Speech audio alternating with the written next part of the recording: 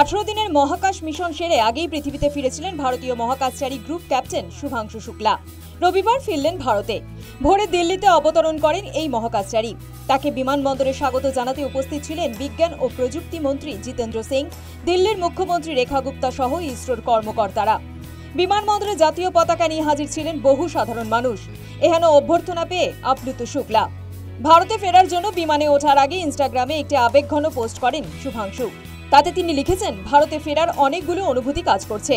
সেই সঙ্গে মহাকাশ মিশনে যারা সঙ্গী ছিলেন তাদের ফেলে আসতে খারাপ লাগার কথাও উল্লেখ করেছেন পোস্টে। দেশে ফিরে পরিবার, বন্ধু ও প্রিয়জনদের সঙ্গে সাক্ষাতের অনুভূতিও তুলে ধরেছেন তিনি। এর আগে স্বাধীনতা দিবসে লালকেল্লায় ভাষণ দেওয়ার সময় তার ঘরে ফেরার কথা জানিয়েছিলেন প্রধানমন্ত্রী নরেন্দ্র মোদী। জানা গিয়েছে, খুব শীঘ্রই শুভাংশুর সঙ্গে দেখা করবেন প্রধানমন্ত্রী। 2027 সালে ইসরো মহাকাশে মানুষ পাঠাতে চায়। অক্সিয়াম 4 মিশনের অংশ হিসাবে মহাকাশে গিয়েছিলেন বায়ুসেনার group captain Shubhanshu Shukla. News time.